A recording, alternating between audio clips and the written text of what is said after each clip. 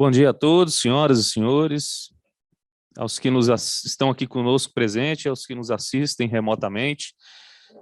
Queríamos estar fazendo um evento com a presença de mais pessoas, estamos caminhando para isso, para poder ter mais esse tipo de atividade novamente, mas hoje ainda tivemos que fazer por algumas restrições e alguma organização que nós tivemos que fazer, mas muito grato a todos que nos acompanham remotamente e a todos que estão aqui presentes.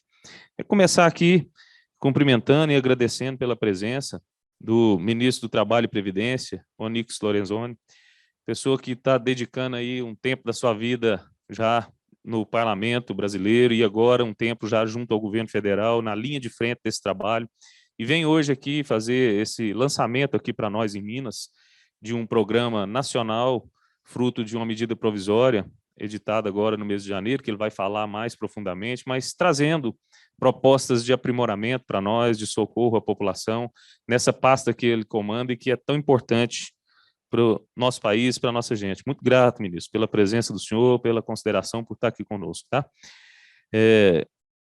Também aqui o ministro do Turismo, Gilson Machado, que também tem algumas agendas hoje aqui em Minas, e vai estar na nossa região histórica ali, né, Ouro Preto, trazendo também inaugurações e novas propostas. Nós estamos aqui também com o presidente da Associação das Cidades Históricas, que vai estar acompanhando lá, o Teco, prefeito de Itapecerica, que tem feito um trabalho bom. Em Minas é um lugar que tem um grande potencial turístico. A gente, no trabalho que a gente faz aqui em parceria com o Sebrae é um grande parceiro nosso, e a gente sempre buscando despertar essas vocações do potencial que a gente tem natural, histórico, geológico, para poder explorar o turismo melhor em Minas, né, meu líder?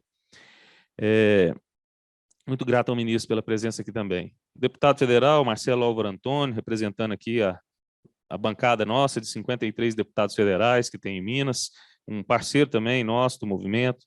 Deputado estadual, Bruno Engler, representando a Assembleia também, os 77 deputados nossos, que também é parceira nossa nesse trabalho que a gente faz. O presidente do INSS, José Oliveira, presidente do Sebrae, Carlos Melles, que, assim, até no vídeo nosso que passou ali, tem uma imagem que retrata bem essa nossa parceria, e ele é o presidente nacional, mas é um mineiro, e ele fortaleceu isso, né? A parceria do Sebrae com o movimento municipalista brasileiro, com a CNM, é histórica, mas aqui em Minas essa parceria se fortaleceu de um tempo para cá, e aquela imagem, duas mãos pegadas ali, retrata bem isso. O programa Desenvolve Minas Gerais que a gente está fazendo, e que nós devemos muito ao presidente Carlos Melles por a gente poder estar desenvolvendo ele, e que está sendo muito útil para poder gerar desenvolvimento na cidade, fomentar desenvolvimento, auxiliar quem está empreendendo e despertar vocações empreendedoras pelo nosso estado afora. Muito grato, viu, presidente Carlos Melles? O senhor é um parceiro nosso verdadeiro, junto com o Sebrae. Superintendente do Trabalho de Minas Gerais, João Carlos Gontijo, o ex-deputado federal Leonardo Quintão, que veio para poder ver o ministro Onyx, são amigos, né? Presidente do IFAM, Larissa Peixoto, o vice-presidente de micro e pequenas empresas do CDL-BH, o Lucas Pita, o presidente do CDL Jovem de BH, Raquel Ferreira, e o cerimonial da CDL-BH, Camila Vilela, todos que nos acompanham, estão presentes aqui, os prefeitos que estão presentes, da diretoria da MM, né? A presidente da Grambel, né, que é a Associação dos Municípios aqui da Grande Belo Horizonte, a prefeita Ilsla de Vespasiano, os demais prefeitos aqui, eu cumprimento na pessoa do Dr. Marcos Vinícius, que também é presidente de um grande consórcio de saúde no interior e que está fazendo um trabalho com os demais consórcios importante também para o Estado. Então, todos vocês, bem-vindos, grato pela presença, e que nós possamos aqui fortalecer mais essa relação federativa nossa, né? Eu sempre digo que, assim, a nossa Constituição, ela trouxe esse aprimoramento, vamos dizer assim, de delegar ao município, ao Estado e à União como entes federados, colocá-los como entes federados e com responsabilidades comuns, outras já bem delimitadas pela Constituição, outras delimitadas pela legislação infraconstitucional, mas de lá para cá, a construção legislativa, ela concentrou muito dinheiro na mão da União Federal e pouco dinheiro na mão dos municípios. E concentrou muita responsabilidade na mão dos municípios e pouca responsabilidade na mão da União Federal, vamos dizer assim, da prestação do serviço na ponta da linha. Então, com isso, o que foi acontecendo? Foram sendo criados diversos programas federais, estaduais, de execução pelos municípios. E esses programas demandam, a gente executa, os municípios executam, porque é quem tem que executar mesmo, é quem está na ponta, é quem está junto com o povo, é quem sabe das necessidades, é quem conhece a realidade local, mas demandam dessa parceria, dessa presença que está acontecendo aqui hoje, dos ministérios virem, abraçar com a gente os programas, executar em parceria com a gente, dar para nós a condição, em especial, operacional, financeira, para poder isso acontecer de verdade. Porque o que acontece, na realidade, é que as decisões são tomadas em Brasília, no modelo federativo construído pela nossa Constituição, mas a vida pulsa é aqui, é na cidade, é com a gente aqui que está no pé no chão. Então, nós é que temos que executar e sabemos como é que é. Então, para isso que a associação existe, para isso que a confederação existe, para poder a gente falar em voz uníssona.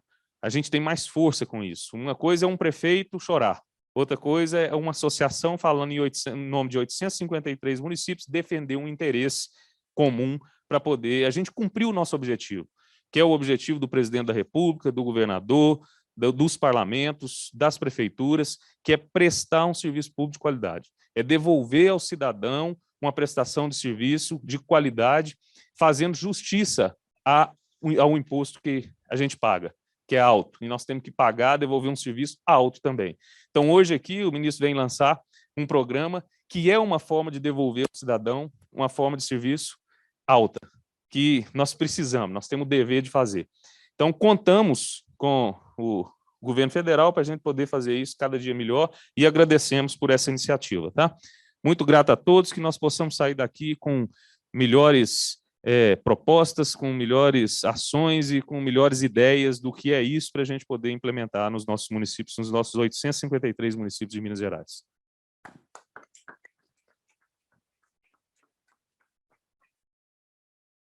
Na sua fala, convido o diretor-presidente do SEBRAE Nacional, Carlos Teles.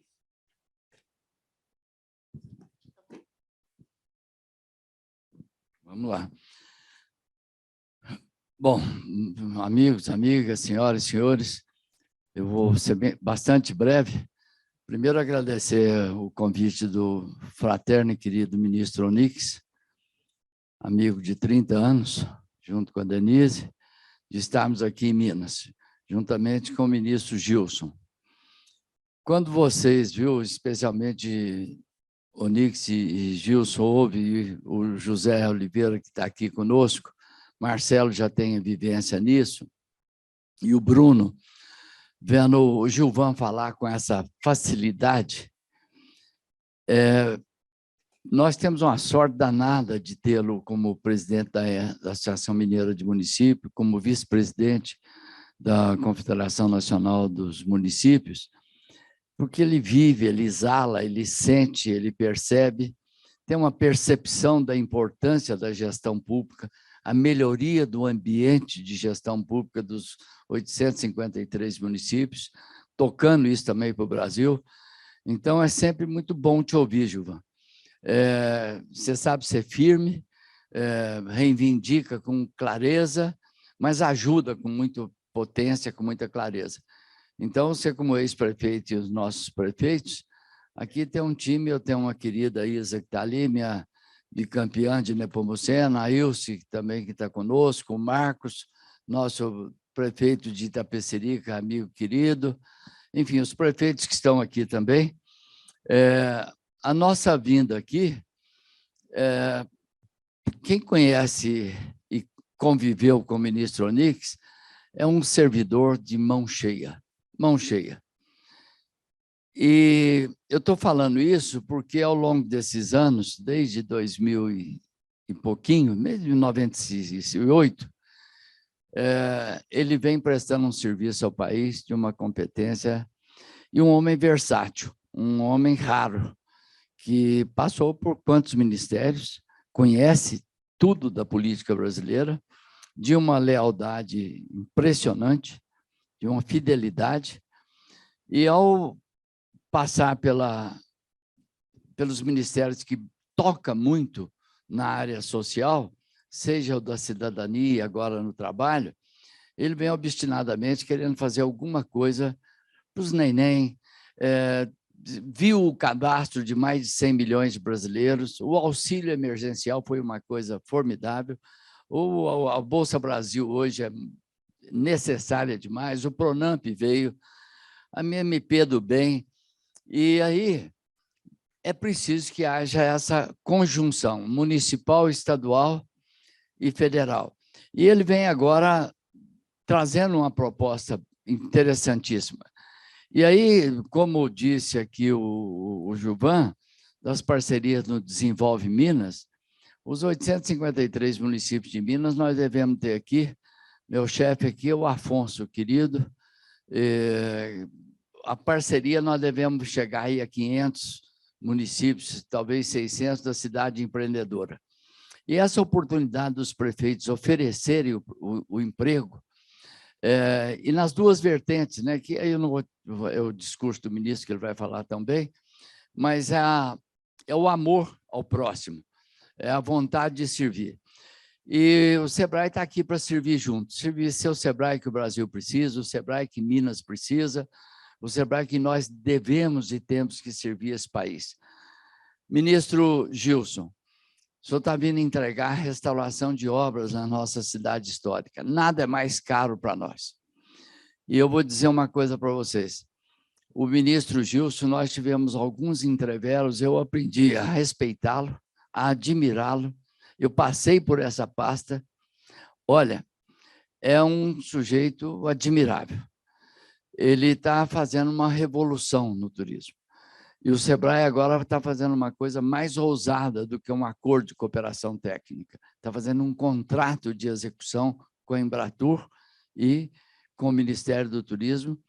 Não é em homenagem a ele, é em confiança ao trabalho que ele está desenvolvendo para o turismo brasileiro. Desculpe, não vou me alongar mais, mas eu vim aqui trazer o abraço e o endosso do Sebrae a esses grandes ministros que fazem muito pelo Brasil. Muito obrigado.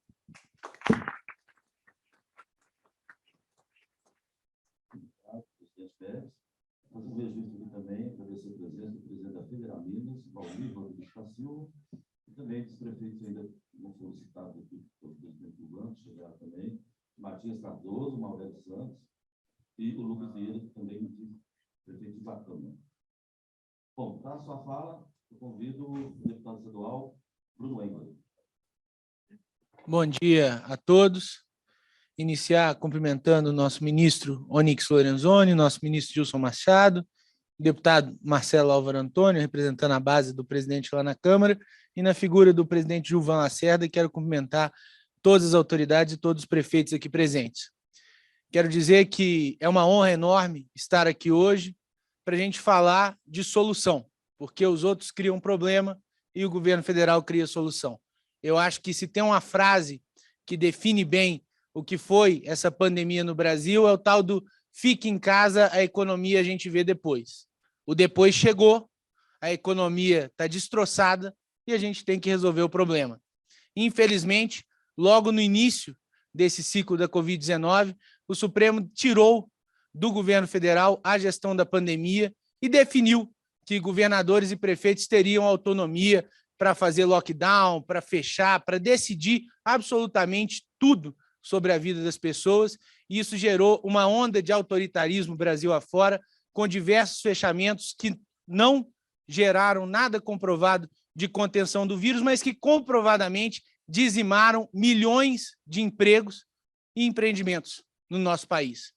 Mas não é um problema que foi criado pelo governo federal, mas agora o governo federal se apresenta propondo soluções. E uma dessas soluções é o que vai ser apresentado aqui pelo ministro Onyx, Programa Nacional de Prestação de Serviço Civil e Voluntário, um programa de capacitação para aqueles que estão desempregados, um programa que vai promover a reinserção no mercado de trabalho para aqueles que perderam o seu ganha-pão, que perderam a sua oportunidade de renda. Para mim, é uma honra, um prazer muito grande estar aqui, ombreando ao lado desses homens que têm o desafio de promover a retomada do nosso país, o ministro Onyx com o desafio da retomada do emprego, o ministro Gilson com o desafio de promover o turismo em tempos de pandemia.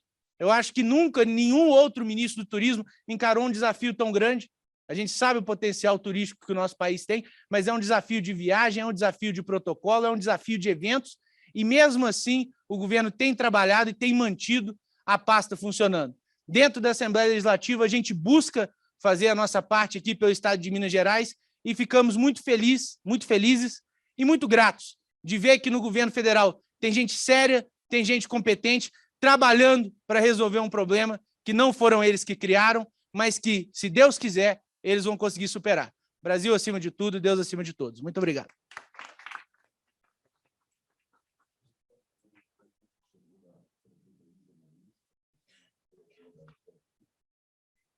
E eu convido para falar o deputado federal Marcelo Álvaro Antônio. Bom dia a todos. Prazer enorme estar aqui, nesse momento tão importante que está sendo realizado aqui na AMM. Quero saudar aqui o nosso amigo Gilvan Lacerda, que tem feito um trabalho brilhante à frente dessa associação. E é o que disse bem aqui o próprio Gilvan, é um conjunto de forças de 853 municípios para realmente lutar pelas pautas municipalistas. E a gente que teve essa oportunidade de participar do governo federal, ali como ministro, ao lado do Onix, na época, o ministro Gilson era o presidente da Embratur, Carlos Melles lá no Sebrae, e a gente pôde perceber muito nitidamente o quanto o presidente Jair Bolsonaro também ele é a favor dessa inversão do pacto federativo. A gente sabe, disse bem aqui o presidente Gilvan, que os problemas e as pessoas elas estão nos municípios. Então, o prefeito é que sabe onde que o calo dele aperta. Mas aqui eu fiz essa introdução, deixa eu terminar de cumprimentar aqui a turma, quero saudar o nosso ministro Onix, que dispensa comentários. Eu creio que o Carlos Melles, aqui, o nosso presidente do Sebrae, já foi muito feliz na sua fala para falar sobre toda a competência, a capacidade que o ministro Onix ele tem de conduzir e essa versatilidade também de conduzir a pasta que lhe for atribuída. Obrigado, ministro Onix, pelo convite. Também cumprimentar o ministro Gilson, que tem feito um belíssimo trabalho. E aí eu quero aqui fazer uma referência da agilidade que o governo federal ele tem tratado todos os problemas relacionados ao nosso país. Eu me lembro bem quando iniciou a pandemia, ali em março, nós, enquanto ministro, e o Gilson, presidente da Embratur, trabalhamos juntos e colocamos o Brasil entre os 10 primeiros países do mundo a criar todos os protocolos de segurança para todos os segmentos do turismo nacional. Então, portanto, o hotel, o restaurante, todos os segmentos, a locadora de veículos, tinham protocolos de segurança para as pessoas devido ao problema da pandemia e da Covid. A gente vê aí que, infelizmente, os desastres naturais também têm acontecido. O presidente Bolsonaro presente em todos eles de uma forma muito ágil. A gente viu governos passados onde a presidenta ela demorou uma semana para chegar aqui em Brumadinho, aliás, em Mariana, quando tivemos aquele desastre em Mariana. Então, o governo federal tem por princípio, primeiro, antecipar problemas e trabalhar para que eles não aconteçam. E segundo, à medida que acontecem os problemas, a agilidade em tratar e buscar as soluções. E isso que o ministro Onix ele tem feito e está fazendo aqui nesse dia. Quero cumprimentar também o deputado Bruno Engler, nosso amigo aqui de Minas Gerais, que, sem dúvida nenhuma, faz aqui na nossa Assembleia Legislativa, defendendo aquilo que realmente nós acreditamos. Quero cumprimentar também o Carlos Melles, presidente do Sebrae, um grande amigo, um professor, uma pessoa que nos passa uma segurança, uma experiência muito grande pela sua vivência, sua capacidade, sua competência, e também exerceu a função de ministro de Turismo. Né, Carlos? Parabéns por tudo. Aqui nosso presidente do INSS, o Zé de Oliveira, que está aqui ao lado do ministro Onix, realizando esse belo trabalho, e também o João Carlos, superintendente de trabalho de Minas Gerais. Bom, como eu disse, tive esse privilégio de participar de um seleto grupo de ministros. E pela primeira vez na história do Brasil, talvez são coisas de bastidores, simples, mas que as pessoas não sabem, Onix. Pela primeira vez na história, um presidente da República, ele convocou um conselho de ministros que se reunia inicialmente toda semana. e depois passou a ser de 15 em 15 dias, com a presença de todos os ministros e o presidente e o vice-presidente da República.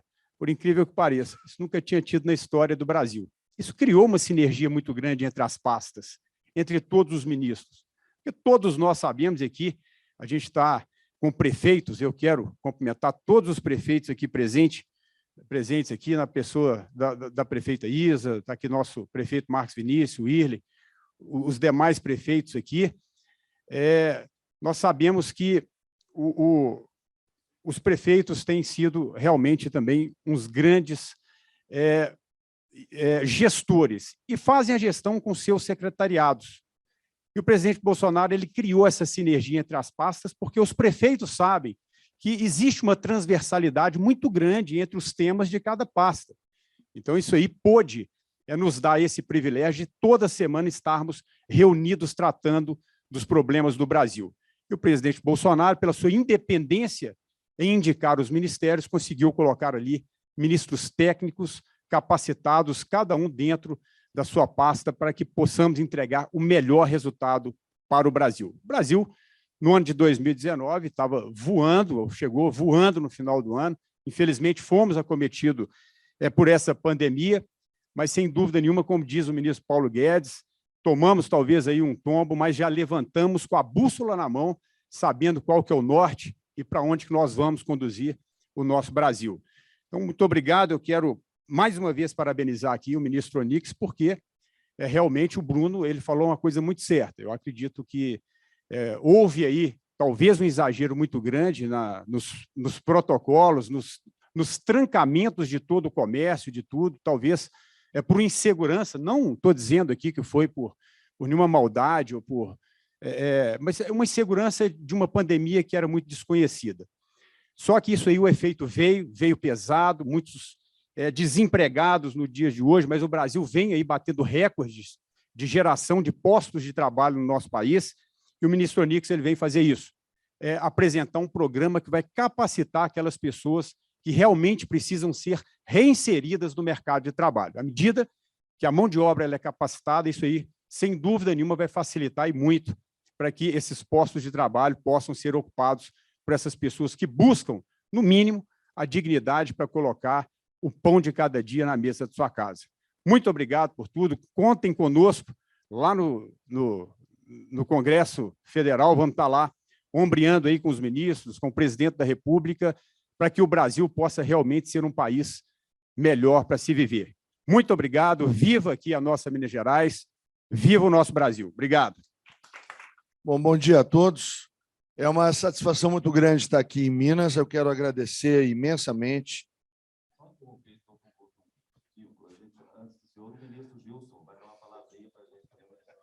Como é que eu vi uma equívoco? Isso acontece nos melhores protocolos. Ainda bem que o microfone está funcionando. Bom, pessoal, é muito prazer que eu estou aqui, a convite do ministro Onyx, dizer que eu tenho muita gratidão de participar do governo do presidente Bolsonaro, que é um governo que não inaugura apenas placas. Um governo que hoje, só aqui em Minas Gerais, nós vamos inaugurar 3 obras. Ontem, em Goiás, Goiânia, inauguramos mais 3 obras. Na sexta-feira, inauguramos mais 2 obras. O governo não para em Barreirinhas, no Maranhão, no caso, na sexta, o aeroporto e um centro de convenções e eventos. E os senhores podem me perguntar, como é que o turismo inaugura tanta coisa? Como é que o turismo, que na época do ministro Marcelo investiu mais de 1 bilhão em obras, diga-se de passagem, consegue fazer tanta coisa? Eu respondo, com um pouquinho de história. O ano 2003, de lá para cá, quase 2,5 trilhões de reais foram desviados do nosso cofre público. Portugal, durante 300 anos, levou do Brasil 800 mil quilos de ouro, em torno de 160 bilhões de dólares. Então, é quase 5 vezes o que Portugal levou do Brasil de 2003 para cá, que foi tirado do nosso país. Eu quero só para lembrar dos senhores, Caixa Econômica, 46 bilhões de prejuízo. BNDES, 500 bilhões de prejuízo. Para os senhores terem uma noção, a transposição do São Francisco custou 14 bilhões de reais. Só o que foi desviado da Petrobras e do BNDES dava para fazer mais de 100 obras da transposição do São Francisco, que, diga-se de passagem, é a maior obra estruturante do planeta, hoje, no tocante a recursos hídricos. O povo brasileiro, o brasileiro, que afim pensa filmasse, é um povo rico, milionário, que nunca foi tão lesado na sua vida. E nós estamos abrindo a caixa preta desse roubo, ministro Onyx, perdão. Nós estamos, dia após dia, vendo as coisas. Por exemplo, só para ter um exemplo, aqui em Minas Gerais, hoje, nós vamos inaugurar 3 obras do Ministério do Turismo, que tem 3.200 obras no país, 280 milhões de reais investidos só aqui em Minas Gerais. O IFAM, 125 obras no Brasil todo, mais de 600 milhões de reais. Só em Minas Gerais são em torno de 15 obras que nós temos. Agora vamos falar de outros ministérios. Nossos ministros não praticam, como a gente fala, Onyx, a empurroterapia. Todo canto que a gente vai, a gente faz questão, Meli, de falar dos outros ministérios. Saúde, só aqui em Minas Gerais, 44 milhões de doses de vacina entregues aqui no estado de Minas Gerais pelo presidente Bolsonaro. Aqui em Minas Gerais, 5,4 bilhões de reais investidos em vacinação e na campanha da Covid. Bolsa Família e mais auxílio emergencial. Aqui em Minas Gerais foi investido 33 bilhões de reais na economia mineira. 15 vezes o Bolsa Família. E o maior programa para o cidadão de baixa renda da história do sistema financeiro mundial, que é o PIX, que o cidadão não deixa um centavo no banco para pagar a sua operação financeira. Deu a cidadania ao pobre, o pescador, o vendedor de queijo. Você chega lá e passa o PIX na hora e já consegue ter o dinheiro automaticamente e a pessoa incluída. Infraestrutura. O ministro Tarcísio deu um strike aqui em Minas Gerais. Ele fez ferrovia, fez rodovia e fez aeroporto. Tudo que podia ser feito. E o metrô também, Melis. Olha aí. Quero saudar, aproveitar o ministro, saudar a sua esposa, Denise, e saudar a minha esposa, Sarita Pessoa, também. E, em nome dela, eu queria saudar todos os profissionais de saúde, porque, se não fossem os nossos profissionais de saúde, a vacinação não teria avançado. Se não fosse também o nosso presidente Bolsonaro, que comprou a vacina, diga-se de passagem, fez mais do que o presidente dos Estados Unidos fez. Mais de 400 milhões de doses foram colocadas no Brasil. E hoje o Brasil passou os Estados Unidos em vacinação e é um exemplo de vacinação para o mundo. Não é à toa, ministro Marcelo, que nós entramos no Conselho da Organização Mundial do Turismo. Ministro do Trabalho, Onyx Lorenzoni. O turismo é uma das atividades que gera emprego numa cadeia de 52 itens. E de 8 meses para cá, nós temos tido índices superlativos. Só para o senhor ter uma ideia, o senhor me falou naquele dia no aeroporto, em novembro, nós geramos no turismo, dos 372 mil empregos de carteira assinada, 180 mil foram do turismo de carteira assinada. E, entre novembro e fevereiro, o turismo vai gerar no Brasil 500 mil novos empregos de carteira assinada. Estamos numa recuperação astronômica, recuperando a confiança do empresário, do investidor, a autoestima do trabalhador através dos protocolos de segurança, a segurança do turista que vai no hotel, no operador turístico, no parque, enfim. E a gente vai agora sim ser, no período pós-pandemia, a bola da vez do mundo. É o que o mundo quer. É a maior oportunidade de negócio no pós-pandemia no mundo, é o Brasil no turismo. Turismo de natureza, ecoturismo, gastronomia e tudo que Minas Gerais oferece. Minas Gerais, que tem a exposição de cavalo Manga Larga Machador aqui, no Parque da Gamileira, a maior exposição de cavalo das Américas, a maior quantidade de cavalos das Américas. Minas Gerais, que tem a exposição a Exposebu em Uberaba, a maior exposição de gado zebu do mundo. Nada se compara a Expo Zebu aqui em Minas Gerais. Eu sei disso, porque eu sou do ramo, Meles. Eu e o ministro Onix, 2 ginecologistas de vaca aqui. E eu não tenho dúvida que a gente, com essas altas no turismo, a gente vai agregar e o turismo vai ser tão importante para o Brasil quanto o agronegócio. Só em dezembro, o turismo faturou 19 bilhões de reais. Quero saudar o meu antecessor, o ministro Marcelo Álvaro, e dizer, Marcelo, que o Ministério do Turismo do presidente Bolsonaro só está sendo o melhor Ministério do Turismo do Brasil dos últimos 50 anos, porque você foi meu antecessor. Eu quero dizer, para quem não sabe, que 80% da minha equipe é a equipe do ministro Marcelo que ele formou. E a gente tem conseguido números históricos no turismo. Nós conseguimos injetar o americano de visto, o americano, australiano, japonês. Hoje eu tive uma informação de que aumentou em 35%, só esse fato, o fluxo de turistas entre o Brasil e os Estados Unidos. Nós conseguimos também criar o protocolo de segurança sanitária, como o ministro bem falou, e conseguimos o escritório da Organização Mundial do Turismo para o Brasil das Américas.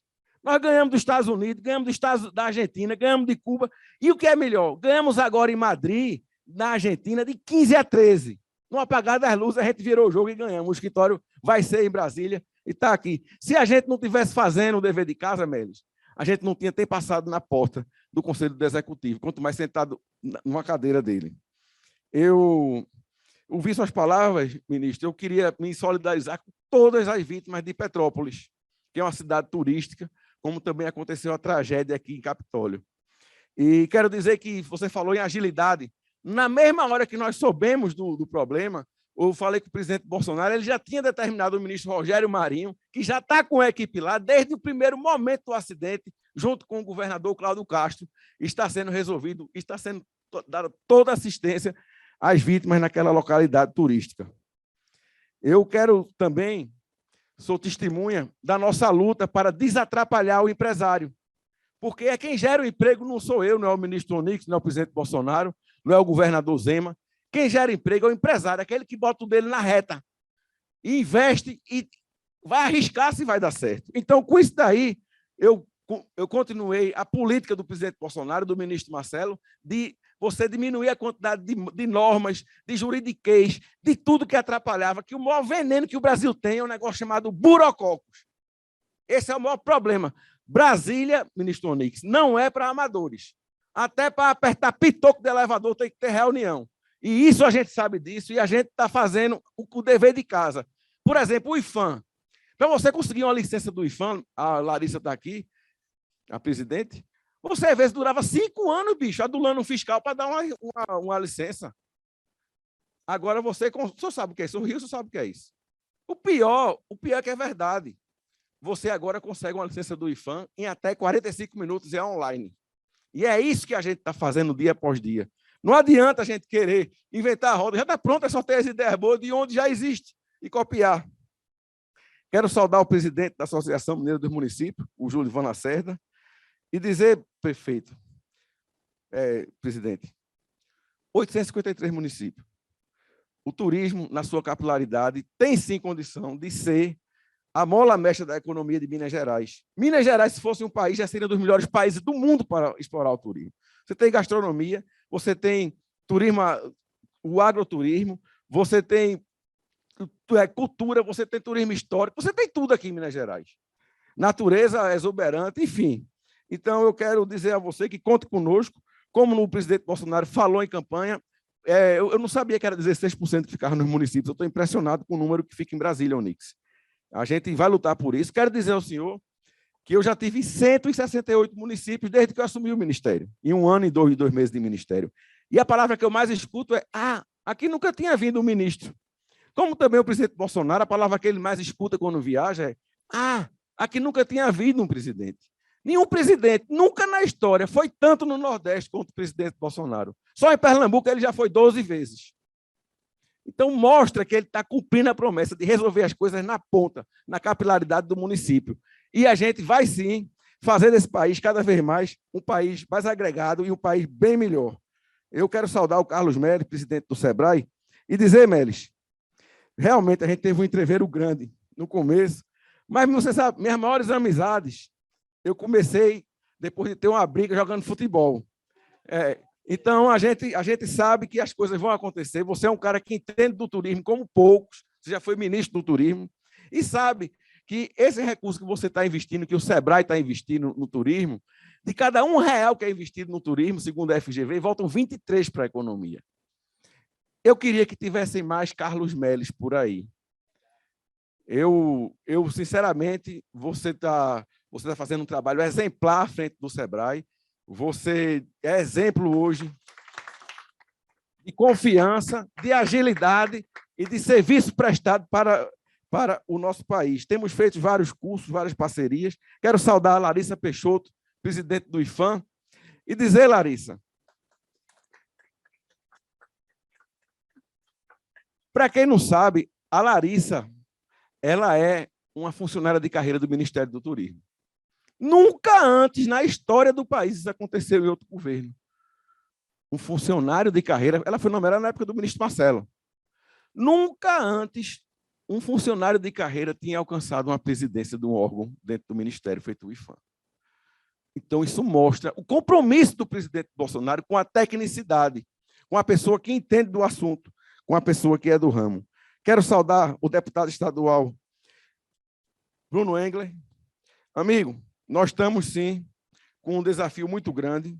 A gente sabe da necessidade que o turismo tem de geração de emprego, e o setor de eventos é um setor que tem sofrido muito. E nós construímos, de novo, junto com o ministro Onyx, agora a reedição da MP 936, do Não Cancele e Remarque, e vai ser com data retroativa a 1º de janeiro. E já está na mesa do presidente Bolsonaro, só esperando ele chegar da Rússia para ele assinar. Então, o maior capital que uma empresa turística tem é o seu capital humano, porque não é fácil fazer uma equipe, você manter uma equipe. E, através dessa medida, nós conseguimos manter vários empregos. Quero saudar o José Oliveira, presidente do INSS, demais autoridades, e agradecer a todos vocês pelo espaço aqui, e contem conosco para tudo. Não é somente pelo fato de você estar ministro, que você, às vezes, você se esquece que existe Deus. E Deus é a coisa mais importante que existe na vida da gente. Nós temos um presidente cristão. O povo brasileiro não é ateu. O Estado pode até ser laico, mas esse governo é um governo 100% cristão.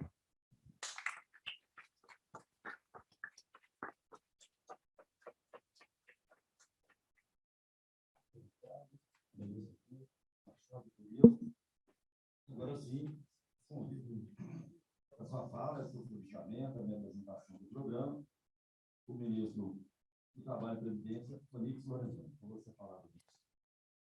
Agora é para ser, né? Saudar o presidente Lacerda, agradecer muito o empenho que a Associação Mineira de Municípios teve. Os meus 7 mandatos de deputado, eles foram todos dedicados ao municipalismo, eu acredito exatamente nas suas palavras aqui. Um abraço muito especial ao ministro Gilson Machado, que é uma das figuras extraordinárias que o Brasil conheceu através do governo do presidente Bolsonaro, pela sua inteligência, pela sua capacidade de agregação e pela sua vocação para o trabalho e para o serviço. É um sujeito incansável e que eu tenho profunda admiração, e saudar o Gilson, também a doutora Sarita, né, que está aqui nos acompanhando hoje. Saudar o deputado Marcelo Álvaro Antônio, e eu fico muito feliz em ouvir a referência do ministro Gilson ao ministro Marcelo Álvaro Antônio, porque quando eu estava na transição e nós tomamos a decisão de organizar o Ministério do Turismo, né, eu tive uma participação importante na chegada ao nome do hoje ex-ministro, né, e sempre ministro, Marcelo Álvaro Antônio. Então, quando eu ouço tudo aquilo que o Gilson, correto como é sempre, referiu, da importância do trabalho desenvolvido, da importância da origem do financiamento para as ações e também o que se soma na formação de uma equipe competente, era o que eu dizia para o presidente. O Marcelinho, como ele é carinhosamente conhecido em Brasília, ele é muito competente, ele vai dar uma grande resposta. Então, ouvindo o ministro que o sucede, que foi ministro do Turismo e do Esporte, ouvir essa referência, para mim, foi muito feliz, porque sei que valeu muito a pena a oportunidade e o período que o Marcelo Álvaro Antônio dedicou ao Brasil e a Minas no governo federal. Saudar o jovem deputado Bruno Englert, fazer uma profecia aqui, estou querendo lhe ver lá em Brasília, talento não lhe falta e competência também. Ao amigo Leonardo Quintão, que é também uma figura humana extraordinária, eu sempre deputado. E, Gilson, vou te contar uma coisa. No Ministério do Trabalho e da Previdência, nunca antes nesse país, para lembrar daquela gente, um servidor de carreira foi presidente do INSS. O presidente do INSS só tem 38 anos de serviço público. E tem um entusiasmo, Bruno, igual ao teu, entusiasmo de guri, como diz na minha terra. Então, aos dois servidores de carreiras aqui referenciados, eu pediria que a gente pudesse aplaudi-los, porque eles serviram e continuam servindo ao Brasil. Querido amigo Carlos Melles, presidente do SEBRAE, quando eu era deputado estadual, eu conheci o ministro do Esporte e Turismo do Brasil, a competência dele. Depois eu tive a honra de ser, de 2013 em diante, né, colega dele no Parlamento Brasileiro. Muito aprendi, muito devo do meu amadurecimento como deputado e pessoa, as lições que o Melles, com esse jeito mineiro de ser que ele tem, né, ele deu a todos nós.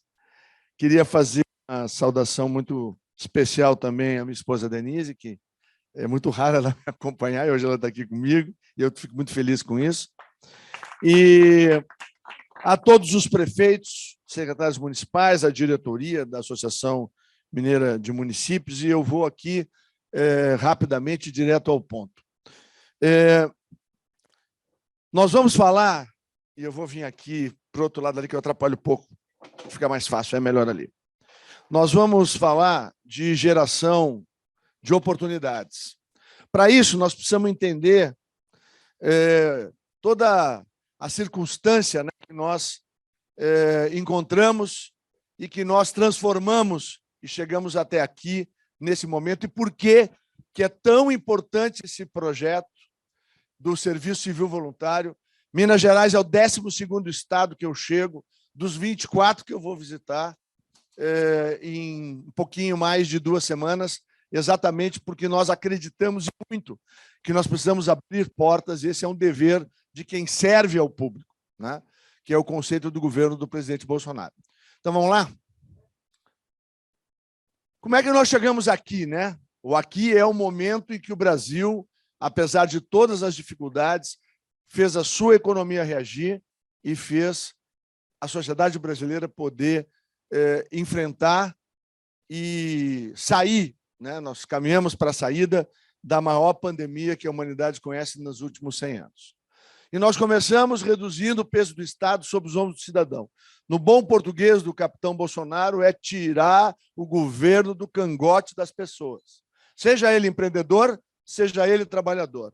E aí nós fomos simplificando, reduzindo a estrutura burocrática do Estado brasileiro, reduzindo níveis hierárquicos, dos 40 para 23 ministérios, fizemos a Lei de Liberdade Econômica, algo importantíssimo. Fazemos 200 anos de independência esse ano e, pela primeira vez na história do Brasil, o cidadão, diante de uma autoridade pública, ele tem a razão até que a autoridade prove o contrário. Isto é um pilar fundante de sociedades livres.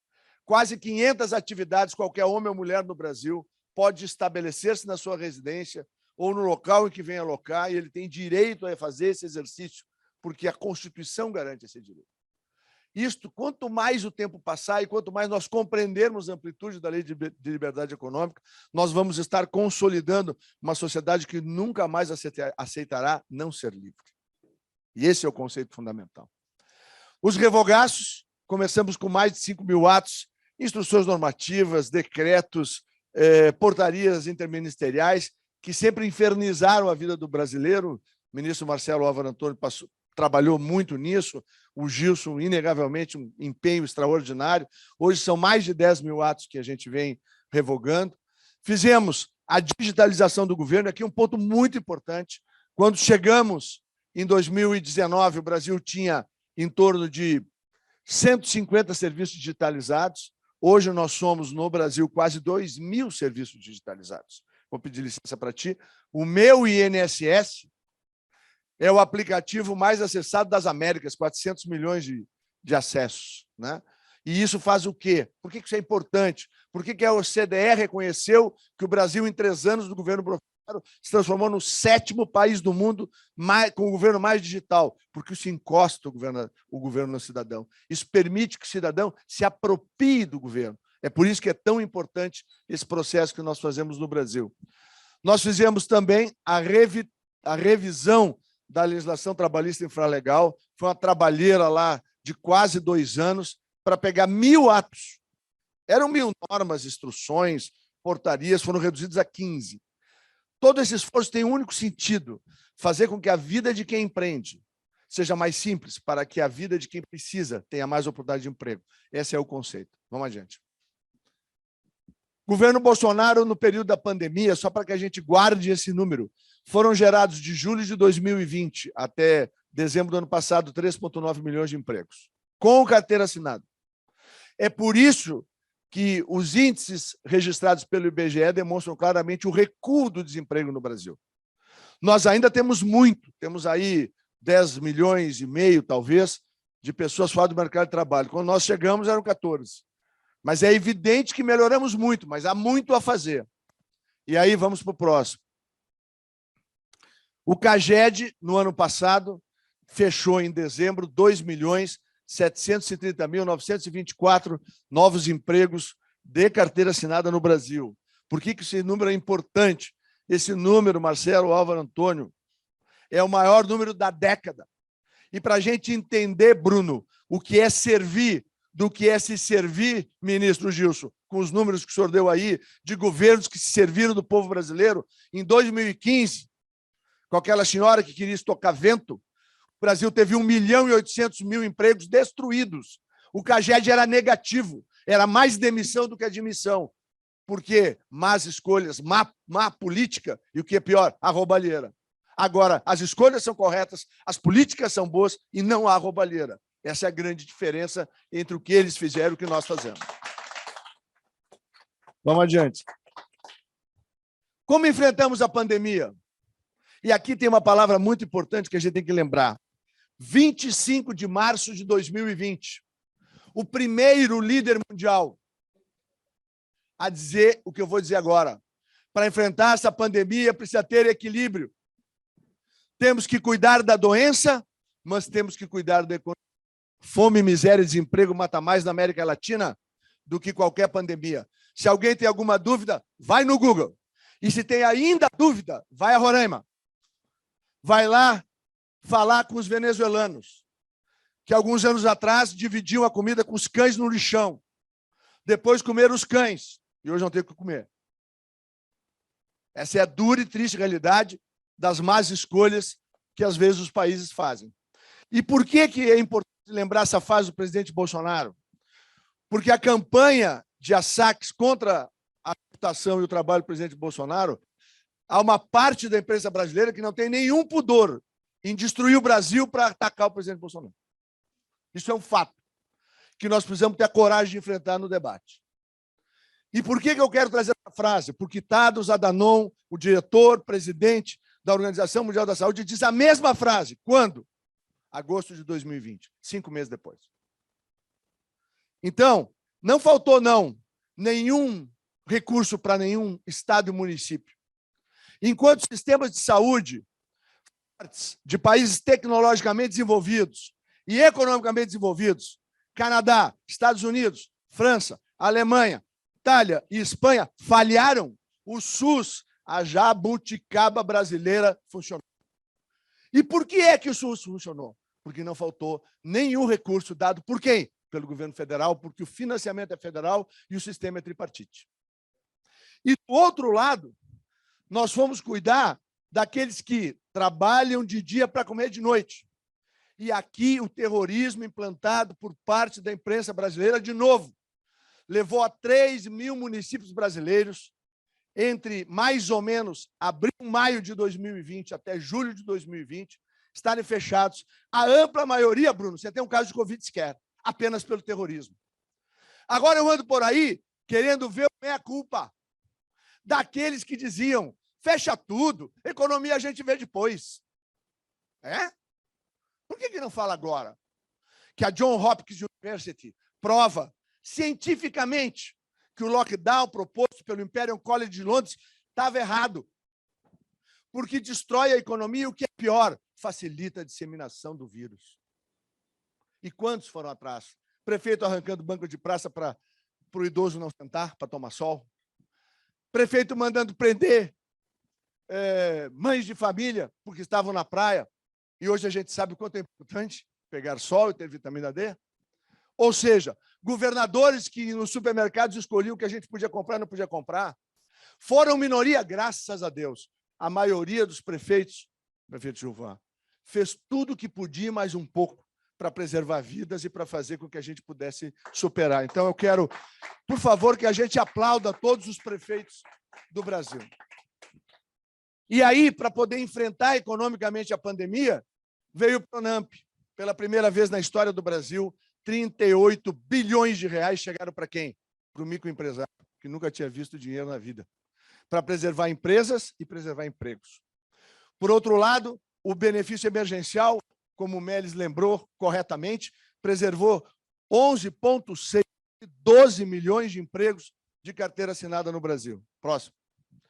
E aí o auxílio emergencial, que chegou a 68 milhões de pessoas em todo o Brasil, permitindo que a gente passasse pela fase mais difícil daquele momento da história. Próximo.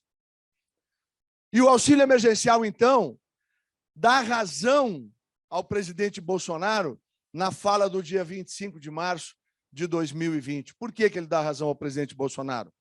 Porque nós encontramos 26 milhões de pessoas que nunca, em tempo algum, nenhum governo encontrou. Não existiam no cadastro único. Estas pessoas são aquelas que trabalham de dia para comer de noite.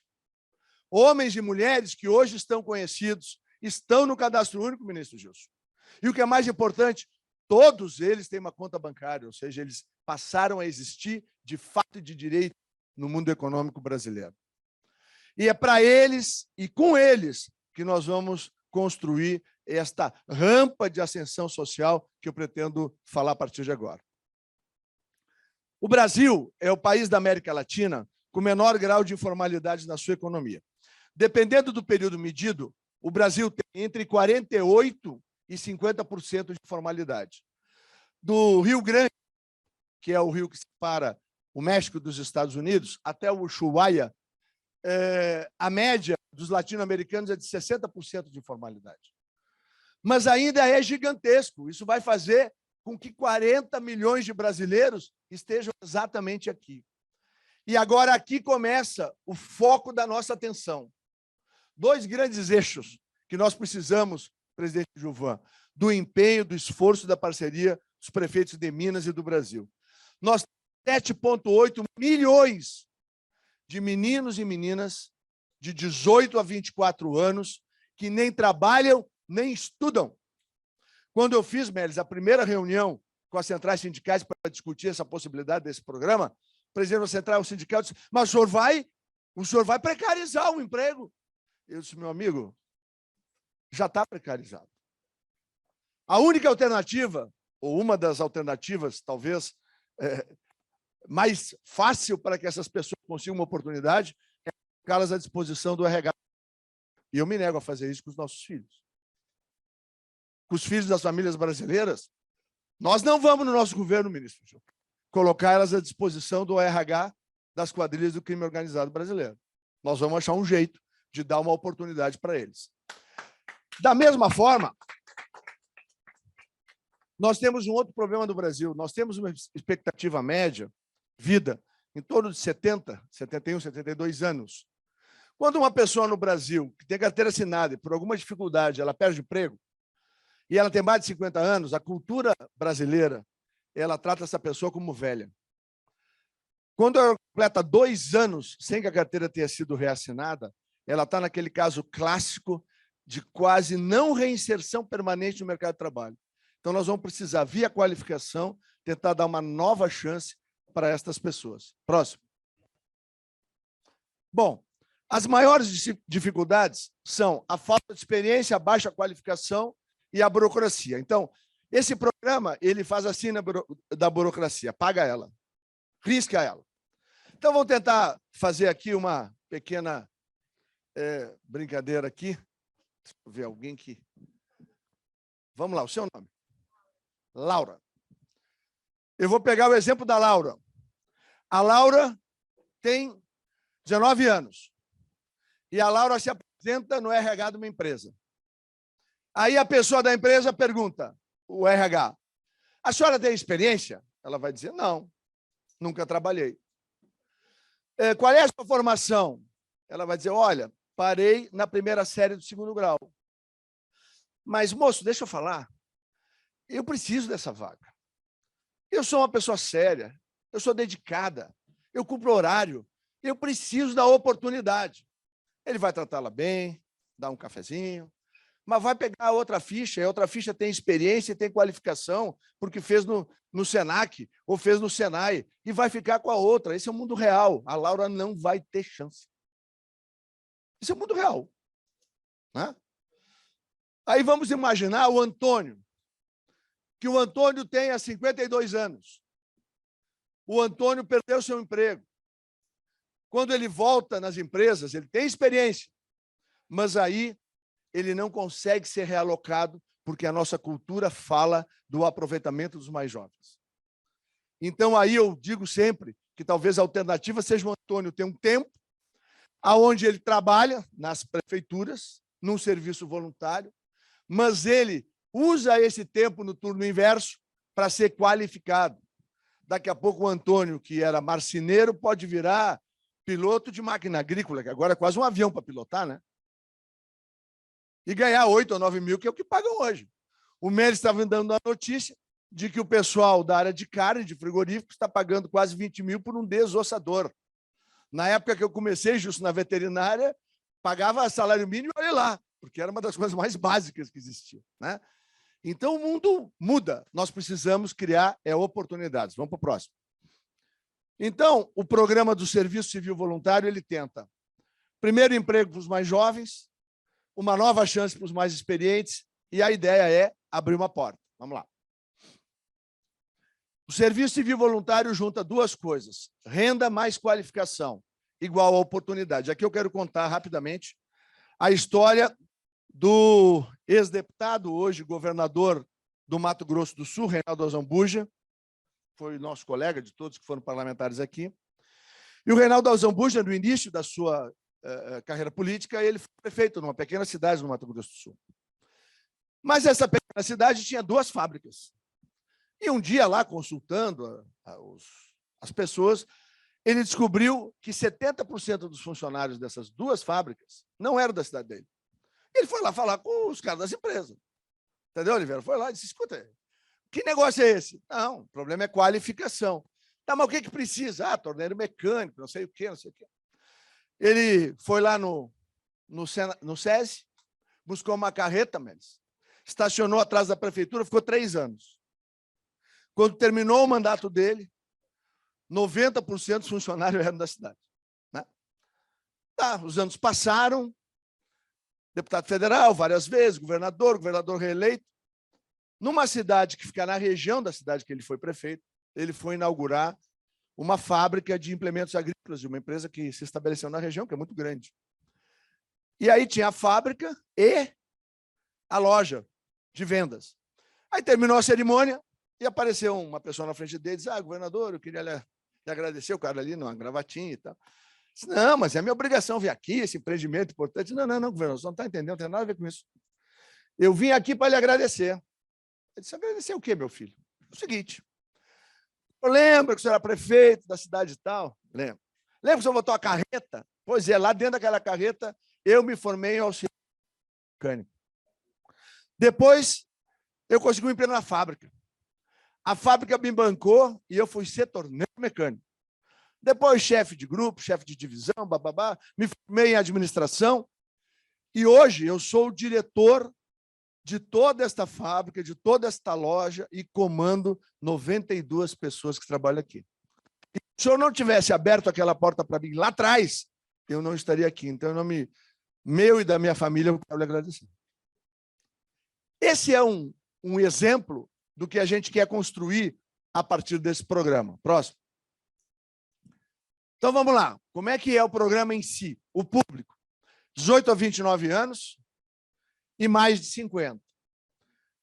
A MP está prevista até 2022, e aproveito a presença aqui do Marcelo Álvaro Antônio para dizer que nós estamos trabalhando lá no Congresso. Como nós tivemos 2 anos de pandemia, nós gostaríamos de chegar a 2 anos de programa. E eu acho que faz todo sentido e o Congresso tem dado sinais de que vai ser sensível. Vamos para o próximo. É uma parceria com as prefeituras.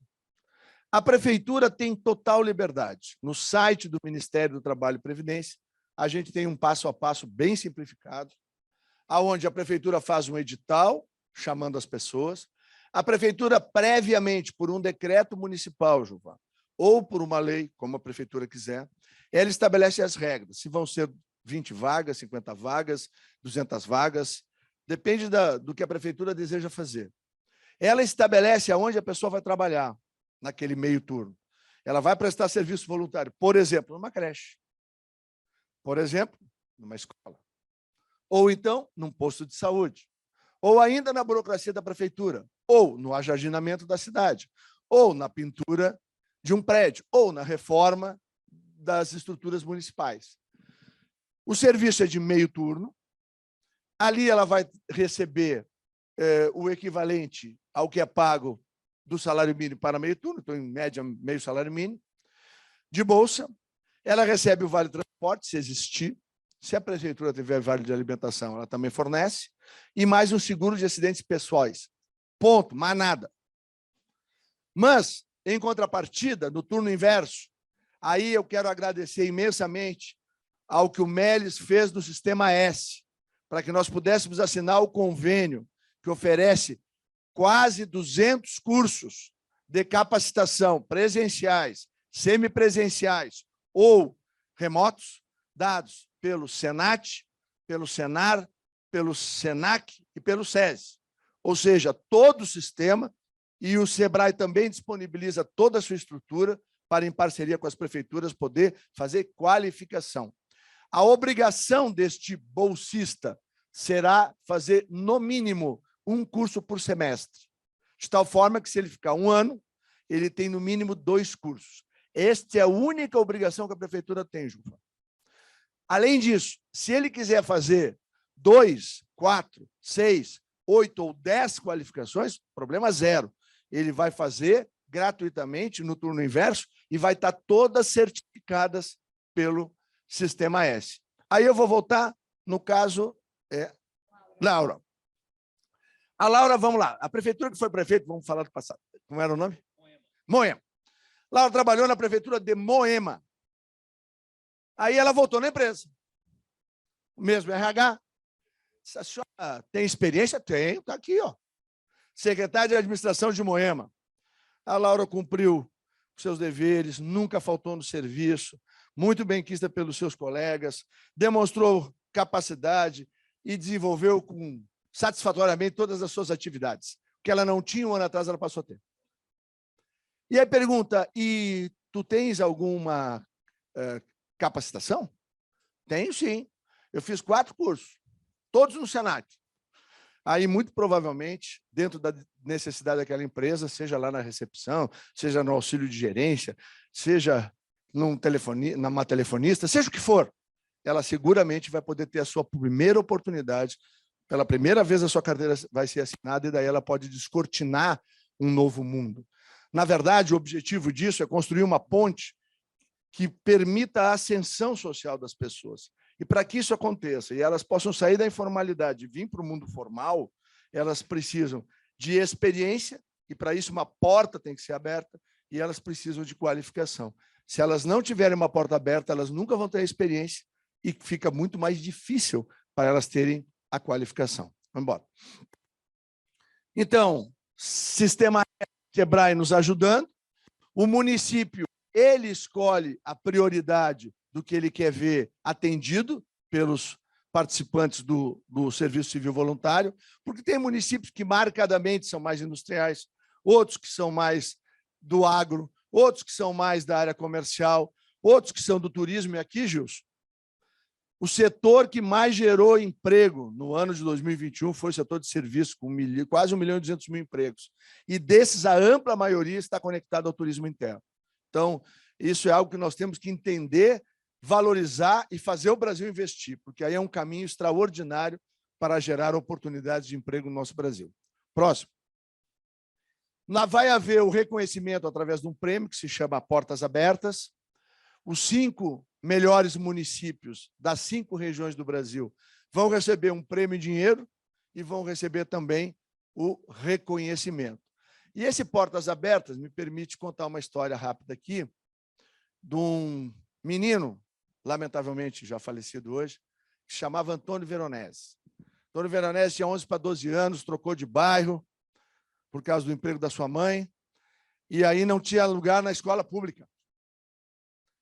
E aí a mãe dele bateu cabeça e disse, não vai ter jeito. Tu vai ter que ficar um ano sem estudar. Ele disse, eu não vou, não. Aí ele descobriu que tinha uma escola particular perto da casa dele. Ele foi lá e bateu. Ele disse, quer falar com o diretor. 11 anos de idade, apareceu o diretor. Contou a história dele e disse, eu quero estudar aqui, mas a minha mãe não pode pagar, mas eu quero trabalhar e pagar o estudo. O cara ficou impressionado com o menino. Disse, olha, eu não posso acertar isso contigo, vai lá chamar a tua mãe. Foi lá e chamou a mãe dele. Aí eles conversaram, ele disse, se a senhora me permitir me assinar um documento aqui, eu vou dar pequenas tarefas, né, que não seja nada de desgaste para ele. E eu fiquei tão impressionado com o seu filho que eu vou lhe dar a vaga. E deu a vaga. Lá ele conclui seus estudos, depois vai para a universidade, sempre foi um homem muito ligado à educação, construiu uma universidade que chegou a ter 60 mil alunos, né, que é a Guarulhos, para quem conhece um pouquinho São Paulo.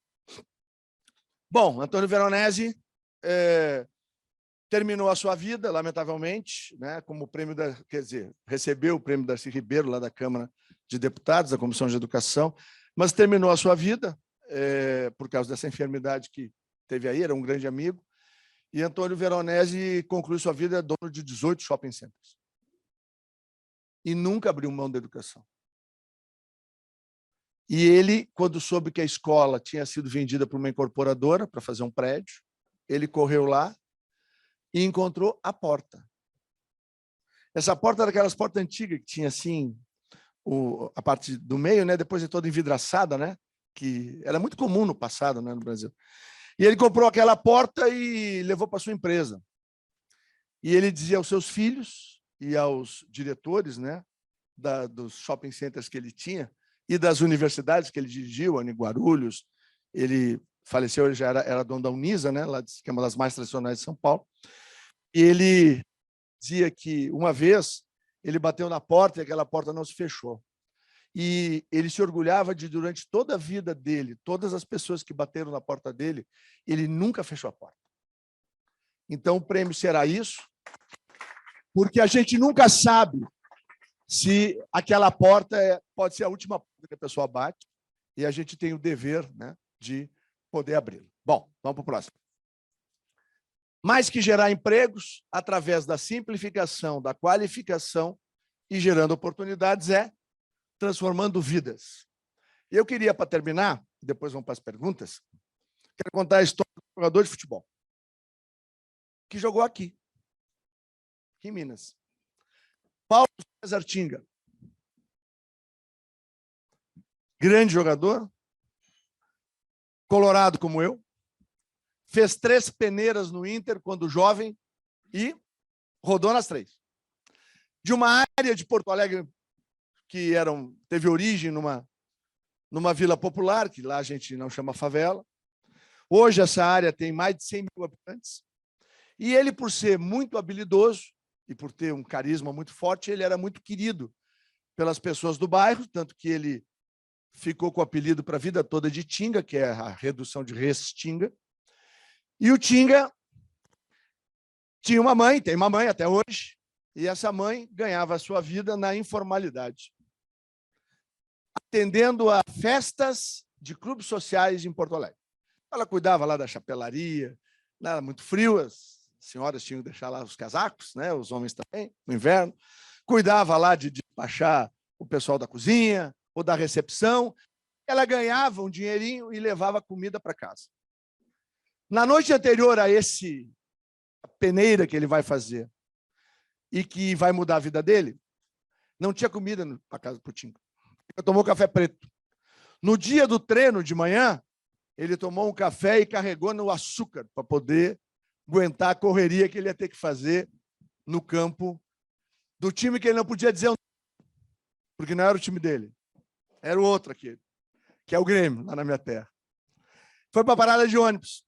Aí ele chega na parada do ônibus e daqui a pouco, assim, a chuteirinha dele num saquinho plástico debaixo do braço. E daqui a pouco chega a galera. Ô, Tinga, tudo bem, tudo bem? Já vai, rapaz? Vou fazer mais um teste. Pô, tu já foi 3 vezes lá no Inter, todo mundo sabia que ela é colorado. Tu já foi 3 vezes lá no Inter e os caras já nunca te quiseram. Tu vai mais uma vez, decepção que tu vai ter. Olha aqui, ó, nós temos essa paradinha aqui, ó. E mostraram as drogas. Vamos ali para a escola, pô. A gurizada gosta de ti, vai ter o recreio daqui a pouco. Tu fica ali com a gente, depois na saída tu volta e a gente distribui aqui e tem 100zinho para ti. Quero tinha comida. O cara teve um treino. Não sabia o que ia acontecer na vida dele. Tinha R$100 facinho ali, né? Não é RH do crime, né? Como eu contei antes. Aí ele contou para a gente, estava lá no Cidadania quando contou essa história, que ele olhou para cima e disse, meu Deus. E até hoje ele diz que Deus botou ele para dentro do ônibus. E ele foi. Foi lá no Grêmio, fez o teste, foi aprovado. 6 meses depois era titular. 4 anos depois estava em Dortmund, na Alemanha, como titular do Borussia Dortmund. Há 2 anos atrás, ele foi numa festa de aniversário do Borussia, quando anunciaram o nome dele, 50 mil alemães se colocaram de pé, Marcelo, e aplaudiram ele 2 minutos sem parar. Tinga é um homem realizado hoje. E ele podia estar só usufruindo a vida. O que o Tinga faz? Criou um programa chamado Fome de Aprender. Distribui entre 200 a 300 refeições diárias para morador de rua num ônibus adaptado. O preço para comer, ler. E ele entrega um livro, um texto, para que as pessoas leiam. Toda essa história maravilhosa que eu estou contando aqui, com um belo e não é feliz, tem muita vida pela frente, não aconteceria se aquela porta não fosse aberta no clube do qual ele era adversário. Ele é dos raros casos no Rio Grande do Sul, eu não tenho memória de outro, de um atleta que é amado pela torcida azul e amado pela torcida vermelha. Quantos e quantos Tinga teriam ido para a saída da escola? E quantos Tinga não conseguiriam ter tido a chance que ele teve? O que nós estamos falando aqui é algo que precisamos refletir. Eu sou cristão, respeito todos, mas professo publicamente a fé no Deus que eu creio. E quando o filho dele veio aqui, um discípulo curioso perguntou, Jesus, qual é o mais importante mandamento? Amarás o Senhor teu Deus com toda a força do teu entendimento, do teu coração e da tua alma. E tinha um discípulo ainda mais curioso que pergunta, e qual é o segundo? E Jesus disse, amarás o teu próximo como a ti mesmo. O que a gente está trazendo para Minas e para o Brasil com esse programa é isso. Amar ao próximo, abrir uma porta, gerar oportunidades e transformar vidas. O convite, presidente Uva, é que cada prefeito e cada prefeita de Minas possa nos ajudar a abrir novas portas e transformar novas vidas. Muito obrigado.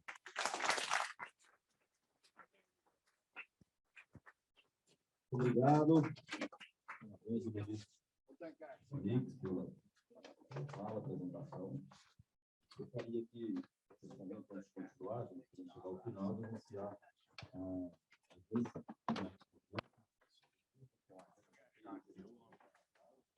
Obrigado, ministro, pela presença.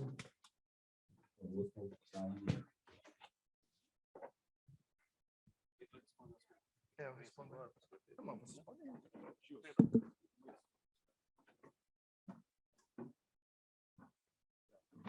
Gostaria também de registrar a presença do deputado Antônio Carlos Arantes, vice-presidente da Assembleia Legislativa de Minas Gerais, e também que está conosco o prefeito de Camaragibe, Luiz Fernando Alves. Eu já ouvi falar de você muito pessoalmente. Muito obrigado.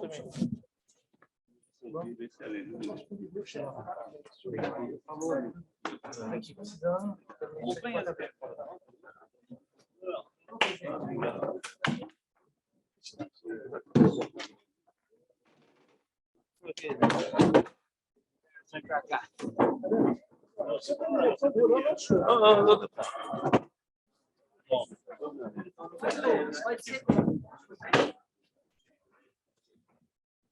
tiver questionamento, vamos lá, senão a gente faz a coletiva. Não, pode existir alguma pergunta, se não tiver, vamos. Emocionante. Prefeito, alguém quer fazer alguma pergunta? Podemos seguir para a coletiva. Luiz Fernando. Ministro, bom dia. Sou Luiz Fernando, prefeito de Tamarandiba, uma cidade do Vale do Jequitinhonha, que é uma das regiões mais carentes aqui do nosso estado de Minas Gerais. Acompanhei, acho importante essa iniciativa. A gente já tem um programa municipal que tem mais ou menos essa roupagem, né? Mas, assim, eu queria saber se tem alguma coisa de especial para essas regiões, por exemplo, que além da capacitação, não tem essa demanda de absorver digamos assim, esse pessoal capacitado. O Vale do Jequitinhonha hoje é uma região que sobrevive praticamente de programas socioassistenciais. E nós não temos muito disponibilidade de oferta de emprego, de renda. Eu estou num município que a base da sua produção é basicamente a silvicultura, e a silvicultura gera muitos ônus para os municípios, porque não tem uma arrecadação para o município, gera um transtorno na infraestrutura, gera um transtorno ambiental na questão da escassez hídrica e, por outro lado, gera muito pouco emprego, porque o ciclo produtivo é todo mecanizado. E não gera imposto também para o município, porque é atividade primária. Nessas especificidades, nesses municípios, tem alguma coisa diferente para impulsionar o desenvolvimento dessas localidades, desses municípios? Muito obrigado, prefeito, pela pergunta. Bom, como é a finalização do programa? Que aí senão ia ficar muito comprida a minha fala, né? Ao final, os municípios têm a responsabilidade de informar o nome das pessoas, né, endereço das pessoas e no que elas foram qualificadas. Nós já estamos trabalhando com esses grandes operadores de mão de obra, né, LinkedIn, GetNinja, Emprego.com, para fazer um banco de dados onde, por inteligência artificial e georreferenciamento, a gente vai buscar vagas para essas pessoas.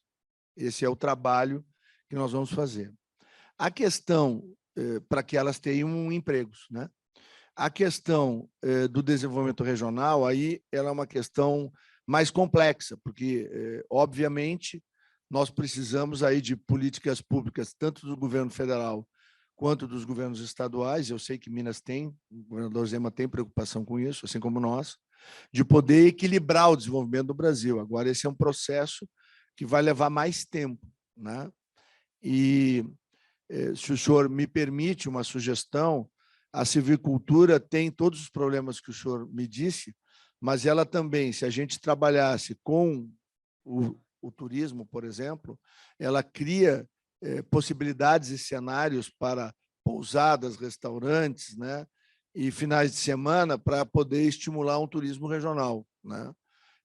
Aqui tem localidades, o que eu conheço da região, tem localidades belíssimas, né, que poderiam ser trabalhadas nesse direcionamento.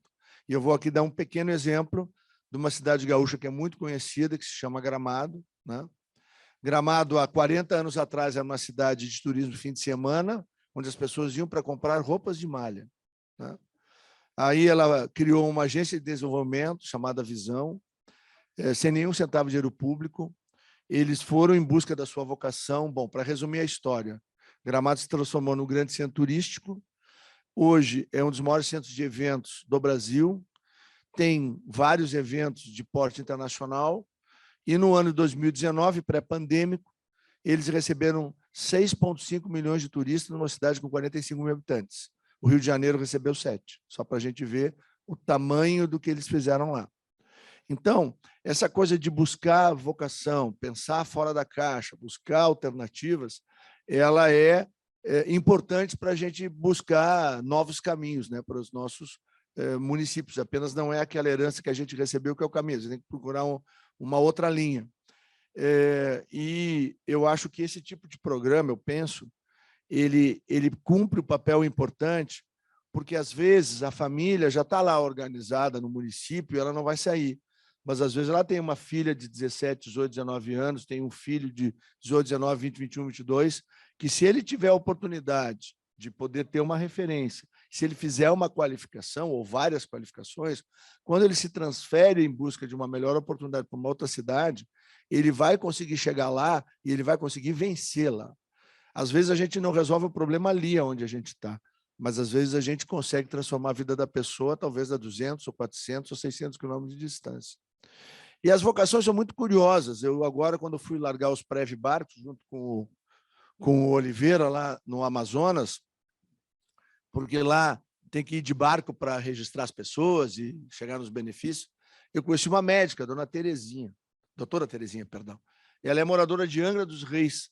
Ela se apaixonou pela Amazônia. Ela foi para a Amazônia 6, 7 anos atrás. Ela vai todo ano, fica lá 90 dias, andando pela Amazônia, atendendo aquela população. Ela encontrou lá, vamos dizer assim, algo que a recompensa pessoal e emocionalmente e profissionalmente, né? Então, a gente nunca sabe, né, aonde é que a pessoa vai encontrar seu destino. E mesmo que a gente não tenha o proveito imediato ali na sua cidade, quantos, talvez, da sua cidade possam um dia repetir com o senhor o que eu falei aqui do governador do Mato Grosso, ou seja, transformar completamente a vida de uma pessoa que não teria chance alguma para uma vida extraordinária, como é o caso do Tinga. O Tinga foi futebol. O esporte, o Meli sabe disso, é onde tem histórias extraordinárias, né? Eu acompanhei a Denise, minha esposa, no trabalho da Andréa Pontes, que é uma campeoníssima brasileira de canoagem, ela é paraplégica, né?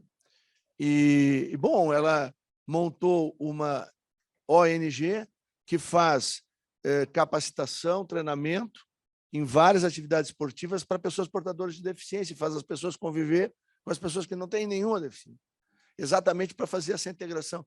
Quanto isso vale? Né? A gente vê no rosto das pessoas, né, das crianças, né, uma expressão de felicidade que paga todo o esforço que a gente pode fazer. Então, às vezes, a razão por fazer, ela não se materializa no imediato, mas no longo prazo ela é transformadora e pode ter certeza, se tem fé, que ele vai te abençoar.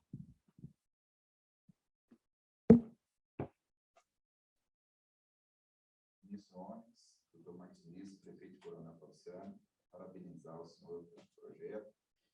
Mas fica uma dúvida aqui, principalmente nas nossas cidades inteiras. A cidade de Coronel Falciano tem 110 mil habitantes, ela tem uma estrutura e parceria muito boa com o SEBRAE e o Sistema S.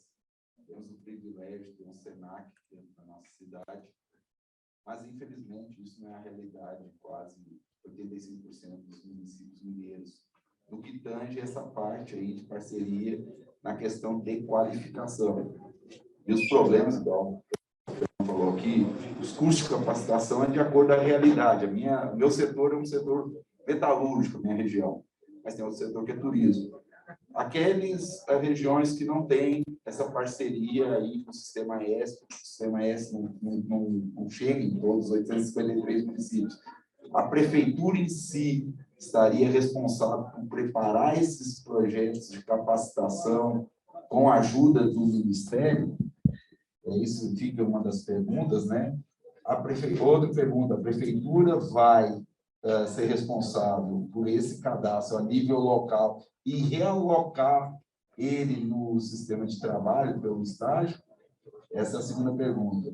E a terceira aí, eu já vou fazer a afirmação, o outro jogador amado pelas duas torcidas, né?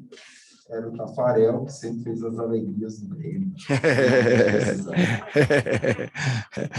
Mas foi campeão do mundo pelo Brasil, né? Saiu do Colorado para ser. Bom, vamos lá.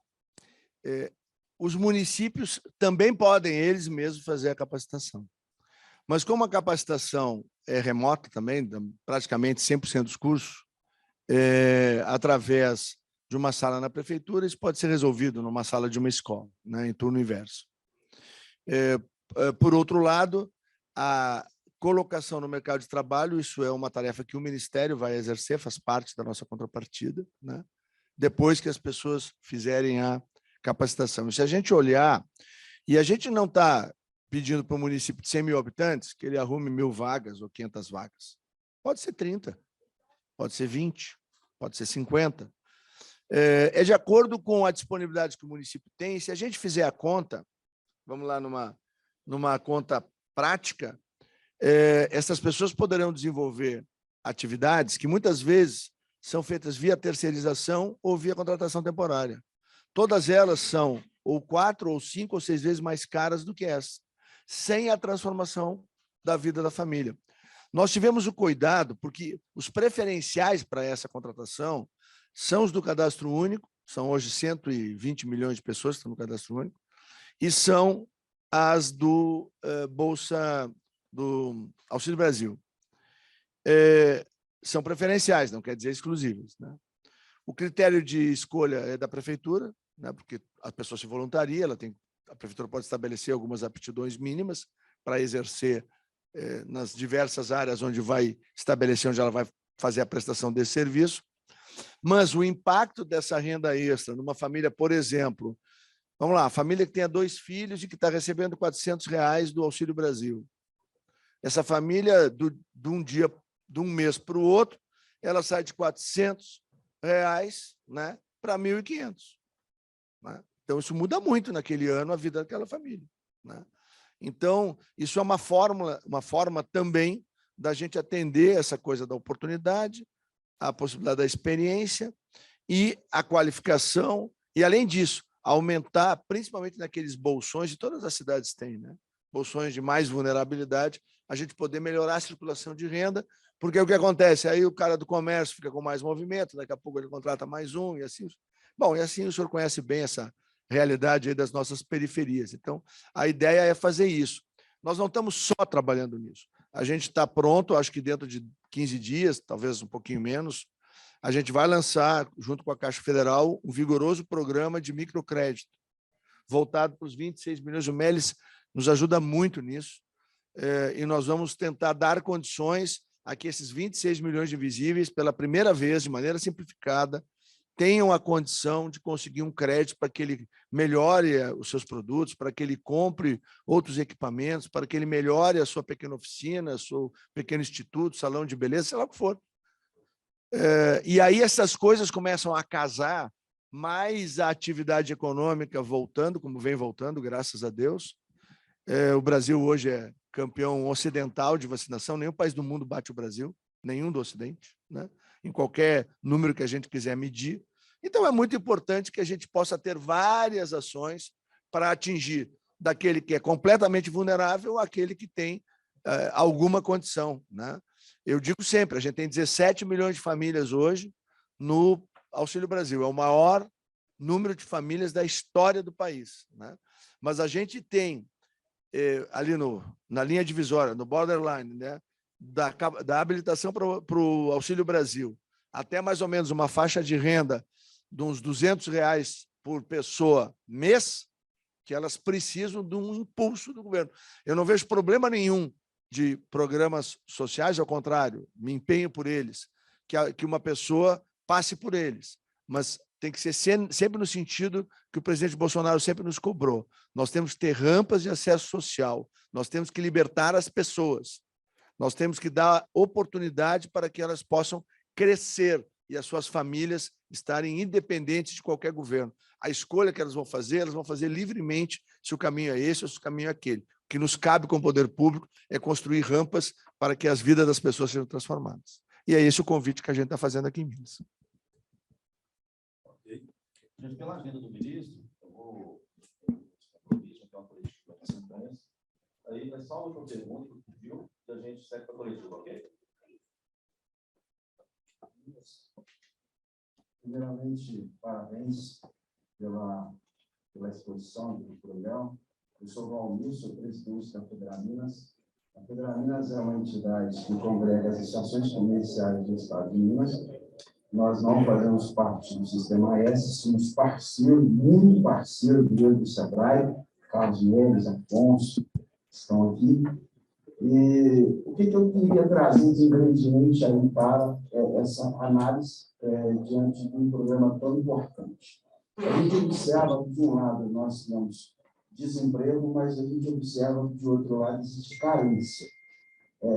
Eu sou consultor já há muitos anos de empresa, uma das minhas atividades, e eu observo muito que o crescimento das empresas no Brasil ele tem um entendimento pela qualificação da mão de obra.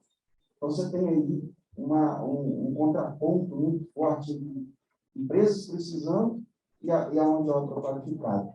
E quando a gente observa Minas Gerais, um determinado Belo Horizonte, para que o prefeito Corona Profissão está conhecendo hoje, nós temos uma concorrência muito grande aqui nos Estados Unidos. E eu converso muito com empresários, principalmente em cidades pequenas, que são do Milho do Prata recentemente. Quando você começa a treinar um jovem, vem a ideia de os Estados Unidos ganhar mais. Eu fico feliz de programas que ajudam esse jovem a enxergar o futuro dentro do próprio país. Então, eu queria só trazer esse ingrediente, que é a retenção de talentos. Ela é muito importante para nós, brasileiros. E nós só vamos conseguir quando a gente for verdadeiramente competitivo com eles lá fora. E aí tem um calcanhar de Aquiles aí que eu acho que a gente tem que enfrentar, se Deus quiser, no próximo governo do presidente Bolsonaro, que é a redução dramática da carga tributária, porque isso é o que sufoca todo o empresariado brasileiro, né? E nós também precisamos dessa parceria com as prefeituras, porque a gente quer estender esse programa para as empresas, né?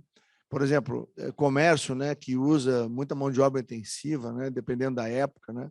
Ela poderia ter um programa assemelhado a esse, cumpriria o mesmo papel numa escala tão grande quanto dos 5.500 municípios brasileiros, e nós teríamos, em vez de 500 mil, que é o nosso objetivo, né, 500 mil, a gente pode pensar talvez em 1 milhão ou mais de 1 milhão de jovens e pessoas de mais de 50 que estariam dentro de um programa misto entre empresas e prefeituras, né, e que seria bom para todo mundo. Então, esse é um processo que a gente está desenvolvendo, mas o senhor tem toda a razão. Se nós formos para a área de TI, nós vamos ver a grande carência brasileira, né? E TI é emprego que arranca de 4 mil, né? E é daí para riba, né? Então, preparar jovens, né, nessa área é um caminho espetacular, porque ele pode trabalhar em qualquer lugar do planeta. Ele não precisa estar fisicamente na empresa. Aliás, com a pandemia, todos nós aprendemos que a empresa ganha mais em produtividade, gasta menos, né, e paga melhor, porque tem menos custo com a pessoa em casa, né? Então, o TI é uma área onde, se eu fosse de uma área de municípios pequenos e com pouca oportunidade, eu trabalharia para trazer para essa região, né, cursos que são todos remotos, né? Nós mesmos vamos lançar um programa lá no Ministério agora com 5 milhões de vagas, viu, Mendes? Que vai desde o letramento digital até a programação de computadores, todos feitos pela Microsoft, gratuitamente. Então, vem aí uma outra porta. Nós estamos tentando abrir várias portas, né? Essa aqui é uma. O microcrédito é outra. O Mendes acompanha essa luta do microcrédito há mais de um ano, né, Mendes? Que a gente briga. Não, estava no Cidadania, quase 2 anos que eu brigo para ter microcrédito para invisível no Brasil. E agora tem essa outra que a gente vai abrir, que vai se chamar Caminho Digital, que a gente deve lançar quando o presidente voltar agora da Rússia, ou logo depois do Carnaval. Então, a gente está abrindo porta, essa é a nossa missão. Então, fico aqui ou vocês querem em pé aqui? O que é melhor para vocês? O que for melhor para vocês. Melhor? Então vamos para aí. Vamos, presidente. O cinegrafista já sentou. O microfone. Tem que segurar o microfone. Eu acho que ah, não? Vamos sentar, gente. Vamos sentar. Fica aí mesmo, tá bom aí, por gentileza. Pode ser, parou aí. Vamos lá.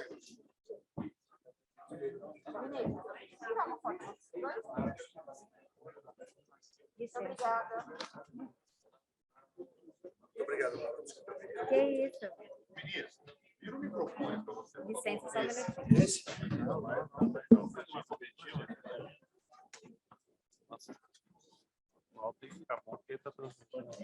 Bom dia, querido.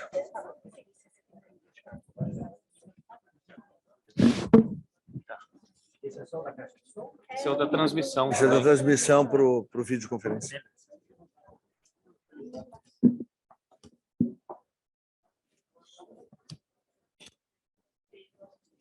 quem vai abrir, então? A gente pode iniciar, por favor, e pode perguntar. Para quem está na mesa, pode perguntar. Bom dia, João Felipe Vale, Rádio Tatiaia, aqui de Belo Horizonte. Queria que o ministro explicasse o programa voluntário, né? Já fez aqui a explanação, mas de uma forma mais objetiva para a nossa gravação, queria que o senhor explicasse o programa. Se o senhor tiver uma previsão de quantas pessoas seria o ideal que fossem contratadas pelas prefeituras nessa parceria, se já tem um número ideal, ou em vista também seria interessante. Bom, o programa de serviço civil voluntário, ele passa pela determinação das pessoas de 18 a 29 anos, ou com mais de 50 anos, com a carteira não assinada nos últimos 2 anos. As pessoas podem se voluntariar para o trabalho que seria realizado, né, na prefeitura do seu município, nas mais diversas áreas, numa creche, uma escola, posto de saúde, ou no ajardinamento da cidade. Durante um turno, a remuneração é compatível, no mínimo, com meio salário mínimo. No outro turno, a responsabilidade da prefeitura, em parceria com o Sistema S, é a qualificação das pessoas. Elas têm que fazer, no mínimo, um curso por semestre, mas nada impede que elas façam 2, 4, 6, 8, quantos elas desejarem. Quanto mais ela fizer, melhor. Porque essas pessoas que são, principalmente os jovens nem de 18 a 29, são pessoas que nem trabalham hoje, nem estudam hoje. E por que elas não conseguem uma vaga de emprego formal? Porque elas não têm experiência e qualificação. Então, o programa, nessa parceria das prefeituras, é para obter experiência, elas têm 1 ano, e qualificação. Esse é o objetivo, para a gente criar uma rampa de acesso da informalidade, onde tem quase 40 milhões de brasileiros, para o mundo formal. Cada emprego formal que a gente gera no Brasil, a gente sustenta, em média, 3 pessoas da informalidade. Então, isso é o Brasil tem que avançar para formalizar a sua economia. Mas isso é um longo caminho, mas começa por essa porta aberta que a gente quer fazer com as prefeituras. O número de vagas, não há nenhuma exigência. Vai ter prefeitura de 40 mil habitantes ou de 20 mil habitantes que vai ter 200 vagas. Vai ter prefeitura de 60, 70 mil que vai ter 20 vagas. E vai ter prefeitura de 500 mil que vai ter 1.000 vagas. Ou seja, isto está na visão da prefeitura. Nós fizemos uma coisa simples. É um convênio, a prefeitura tem liberdade para desenhar o programa e para estabelecer qual o número de vagas. O que é importante é que a gente consiga 200, 300, 400, 500 mil pessoas que, ao longo de 2002, junto às prefeituras de todo o Brasil, possam ter experiência e ganhar qualificação para o seu futuro.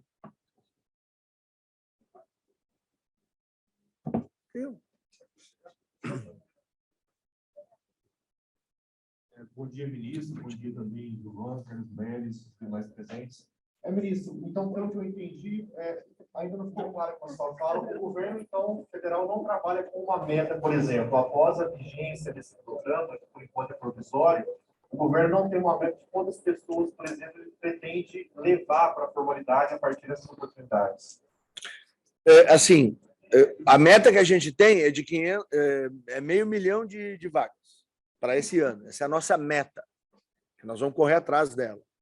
Por isso que a gente está indo nesse esforço para explicar, estado por estado, associação de município por associação de município.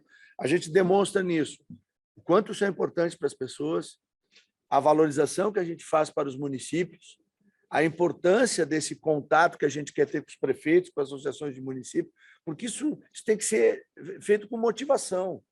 Isso é servir ao próximo, isso é abrir oportunidade para as pessoas. Então, nós sonhamos em chegar a 500 mil esse ano no Brasil, né? Depois, ao final, nós estamos trabalhando, vai ser montado um banco de dados onde essas grandes operadoras de mão de obra vão poder acessar para fazer a realocação de acordo com o georreferenciamento. Já era um estudo que a gente vinha fazendo, o Sebrae nos ajudou também quando eu estava lá no Cidadania, para o Auxílio Brasil. Isso vai estar presente nesse programa também. Agora, nós não sabemos quantos nós vamos levar para o mundo da formalidade, né? Mas, seguramente, nós vamos poder mudar a condição de vida de muitas e muitas famílias no Brasil. Ministro, se o senhor me permite, eu gostaria de fugir um pouco do tema do programa. São duas perguntas. Uma em relação a Petrópolis, o que a pasta vai fazer em relação a Petrópolis, que está sendo afetada agora nesse momento pelas chuvas, e a outra, fugindo também do tema de Petrópolis, é em relação aos médicos peritos do INSS. Teve uma reunião ontem, o senhor disse que está acertando as coisas. Eu queria saber o que está sendo feito, qual que é a previsão. Ainda tem muita gente reclamando do tempo de demora, da espera. Bom, Petrópolis, né? Aquilo que o Ministério pode fazer através da Previdência, né? A liberação de saque de FGTS, que a gente consegue antecipar, como já fizemos nas últimas ocasiões e que tivemos, lamentavelmente, né? Tragédias desse tipo. Eu peço que Deus conforte as famílias de Petrópolis. E, do ponto de vista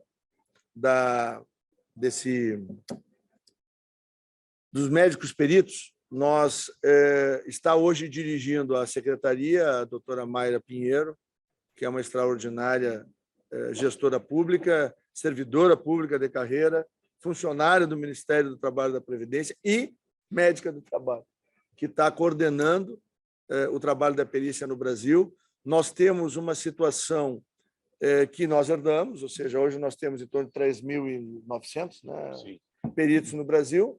O número de municípios brasileiros são 5.500, né? Então, nós estamos fazendo o quê? Nós estamos tentando construir a otimização do tempo desses profissionais e conjugando com o programa que nós acabamos de lançar e está em fase de experiência, que é um programa de perícia remota à distância, por telemedicina. Então, a pessoa pode escolhemos 10 municípios brasileiros, onde está sendo feito esse teste, o equipamento é colocado numa sala da prefeitura, é capacitado um servidor, e o médico está colocado a 2, 3, 4 mil quilômetros de distância.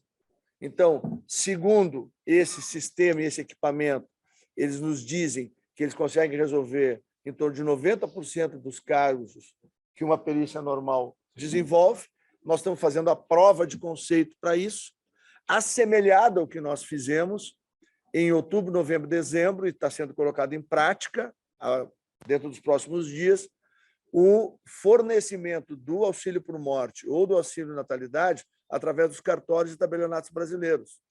Por quê? Porque eles estão presentes em 5.500 municípios brasileiros. E aí, o que acontece? Quando a gente vai lá e registra o bebê, 48 horas depois, chega a informação em Brasília, mais 24 está na conta da pessoa, da mãe. Quando, lamentavelmente, falece um familiar, vai ser a mesma coisa.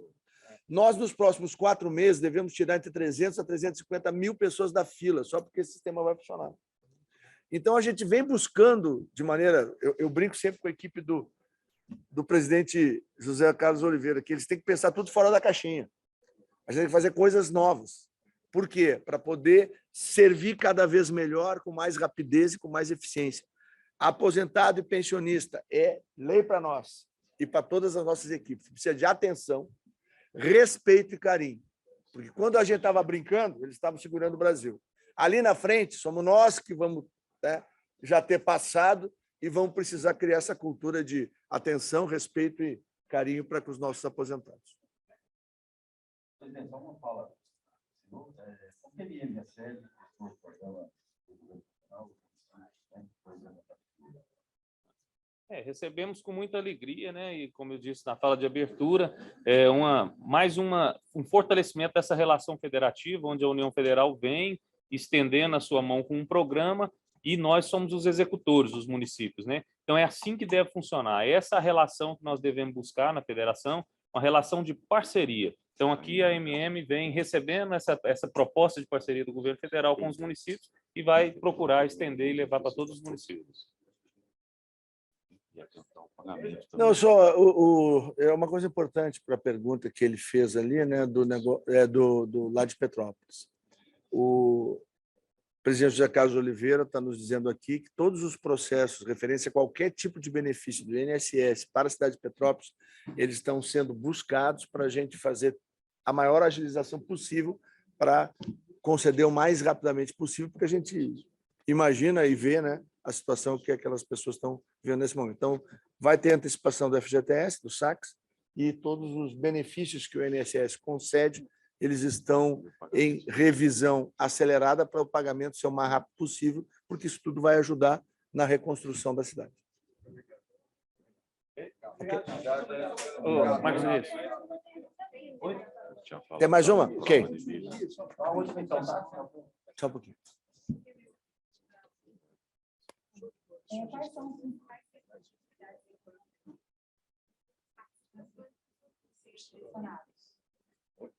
Como bem disse o ministro, inicialmente eles vão fazer o trabalho nas prefeituras, né? Mas vão fazer os cursos de qualificação de acordo com a aptidão daquela região.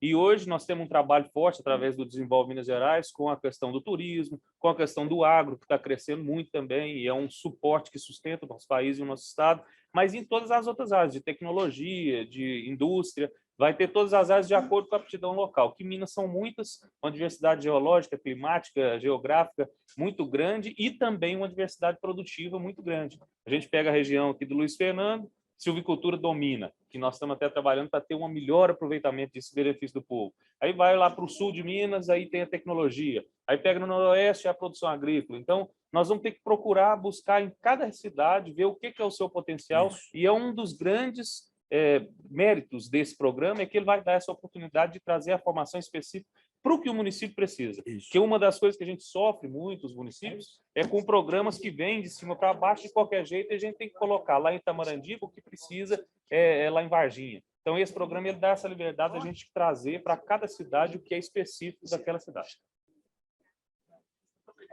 Obrigado.